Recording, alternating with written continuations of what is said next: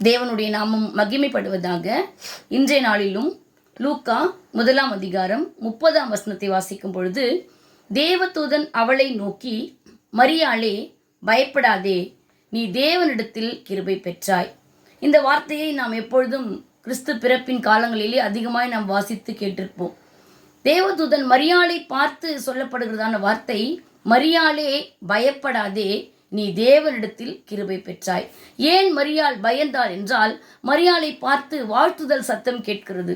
கிருபை பெற்றவளே, நீ வாழ்க என்ற சத்தம் கேட்கும் பொழுது இந்த வாழ்த்துதல் எப்படிப்பட்டதோ என்று மரியாள் கலங்கி பயந்து நிற்கும் பொழுதுதான் தேவதூதன் மரியாளை பார்த்து, பயப்படாதே, நீ தேவனிடத்தில் கிருபை பெற்றாய் என்று அந்த இடத்திலே மரியாளைக்கு தேவதூதன் சொல்கிறார். இந்த நாளில் கூட நம்மை பார்த்து தேவனுடைய வாழ்த்துதல்கள் வரும்பொழுதும், நமக்கு நேராய் தேவனுடைய வார்த்தைகள் கடந்து வரும்பொழுதும் நமக்குள்ள அநேக பயங்களும் கலக்கங்களும் ஏற்படலாம். ஏனென்றால் வருகிறதான வார்த்தையை ஏற்றுக்கொள்வதற்குரிய சூழ்நிலை நமக்கு சாதகமாக இருக்காது. ஆனால் தேவனுடைய திட்டமும் தீர்மானமும் நம்முடைய வாழ்க்கையில நிறைவேற்ற வேண்டும் என்றால் சூழ்நிலை தேவையில்லை, தேவனுடைய கிருபை தேவையானதா இருக்கிறது. ஆமேன்.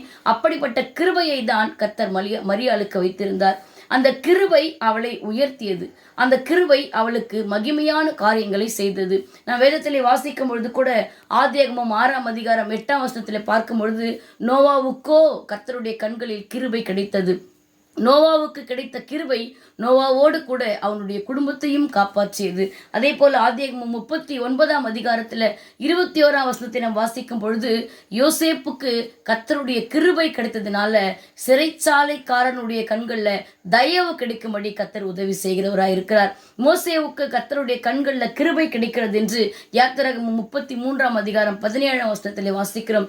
தேவனுடைய கிருபை மட்டும்தான் நம்மை பயத்திலிருந்து மீட்டெடுத்து நம்மை உயர்த்தி வைக்கிறதா இருக்கிறது. இந்த நாள்ல நாம் எதை குறித்து கலங்கி கொண்டிருக்கிறோம்? இது எப்படிப்பட்டதோ என்ற ஒரு பயம் மரியாளுக்குள் இருந்தது. இது எப்படி ஆகும் என்கிற சந்தேகம் மரியாளுக்குள் இருந்தது. அப்படி ஒரு கலக்கத்தின் மத்தியில இருந்த மரியாளை பார்த்துதான் பயப்படாதே என்கிற வார்த்தை கடந்து வந்தது. இன்றைக்கும் கூட நோவாவுக்கும் மோசேவுக்கும் யோசேப்புக்கும் கிருபைகளை கர்த்தர் கொடுத்தார். இந்த நாளில் நாம் நிர்மூலமாகாது இருக்கிறது அவருடைய சுத்தமான கிருபை. அந்த கிருபை நமக்கு கிடைக்க வேண்டும் என்றால் நாம் கர்த்தருக்கு காத்திருக்கிறவர்களாய், மரியாளை போல இதோ நான் ஆண்டவருக்கு அடிமை என்று மரியாள் ஒப்பு கொடுத்தது போல இன்றைக்கு பயப்படாதே என்கிற சத்தம் உங்கள் காதுகளிலே கேட்கும் பொழுது அதை ஏற்றுக்கொள்ளுகிற சூழ்நிலை சாதகம் இல்லாவிட்டாலும், கலக்கங்கள் நிறைந்த பயங்கள் நிறைந்த வாழ்க்கையிலே நாம் வாழ்ந்து கொண்டிருந்தாலும் கிருபையை கொடுக்கிறவர் நம்மத்தில் இருக்கிறார். அவர் கிருபை என்றும் உள்ளது.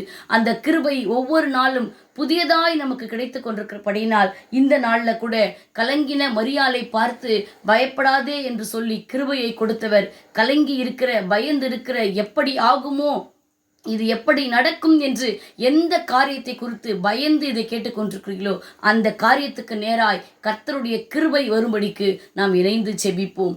எங்களை நேசிக்கிறதான எங்கள் அன்பின் பரலோக பிதாவே, இந்த நாளிலுமாய் தேவதூதன் மூலமாய் மரியாளுக்கு சொல்லப்பட்ட வார்த்தையை இன்றைக்கு நீர் எங்களுக்கு அனுப்பினீர். அதற்காக உமக்கு ஸ்தோத்திரம். பயப்படாதே, நீ தேவனிடத்தில் கிருபை பெற்றாய் என்ற வார்த்தையின்படி இதை கேட்டுக்கொண்டிருக்கிற உம்முடைய பிள்ளைகள் எந்த காரியத்தை குறித்து கலங்கி கொண்டு, எந்த காரியத்தை குறித்து பயந்து இது எப்படி ஆகுமோ, இது எப்படி ஆகும் என்ற கேள்வியின் மத்தியில் இருந்தாலும் இயேசுவின் நாமத்தினால் உம்முடைய கிருபை அவர்களுக்குள்ளாய் கடந்து வரட்டும். உம்முடைய கிருபையினால் அவர்கள் பிழைக்க, உம்முடைய கிருபையினால் அவர்கள் வல்லமையானவைகளை பெற்றுக்கொள்ள, மகிமையானவைகளை பெற்றுக்கொள்ள கர்த்தர் தாமே ஒவ்வொருவருக்கும் இன்றைக்கு புது கிருபைகளை கொடுத்து வழிநடத்த வேண்டுமாய் இயேசுவின் மூலமாய் ஜெபிக்கிறோம் நல்ல பிதாவே. ஆமேன். கர்த்தர் தாமே உங்களை ஆசீர்வதிப்பாராக. ஆமேன்.